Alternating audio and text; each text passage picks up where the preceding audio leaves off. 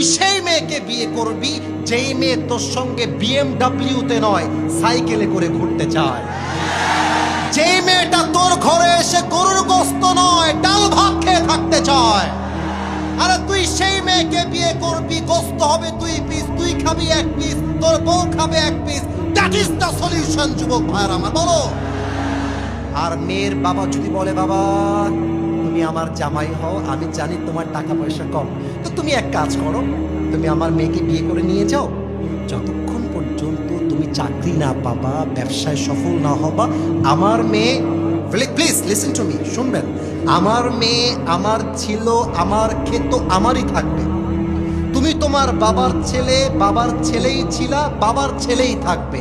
আমার মেয়ে আমার ঘরে খেত, আমার টাকায় চলতো, আমার টাকাতেই চলবে। কিন্তু আব্বা তোমরা পার্কে গিয়ে ডেটিং না করে বাসর ঘরের মাধ্যমে ভালোবাসা শুরু করে দাও।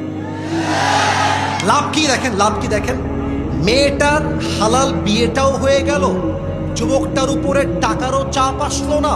এদিকে যুবক যখন সফল হয়ে যাবে, আর দরকার হলে আমি আমার বউকে হেলিকপ্টারে করে আমার বাড়িতে সাজায় নিয়ে আসবো। যুবক ভাইয়ারা আমার আব্বাজানরা চিৎকার দিয়ে ঠিক বলেছেন। তবে আব্বাজান, এখানে সব আব্বার মুখে দাঁড়িয়ে আছে, টুপি আছে, পাঞ্জাবি আছে।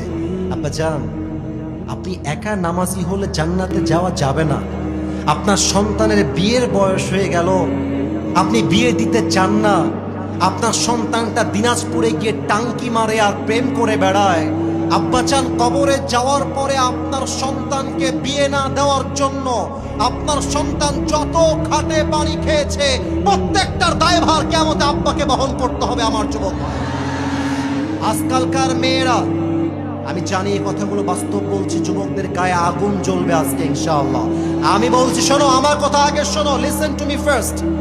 আজকালকার মেয়ের বাবারা বিয়ের সময় জামাই খোঁজে না, টাকার বস্তা খুঁজে বেড়ায়। আজকালকার মেয়েরা বিয়ের সময় টাকার সরকারি চাকরি পাইলে পুইরা টাকলার সাথে বিয়ের পিড়িতে বসে যায়।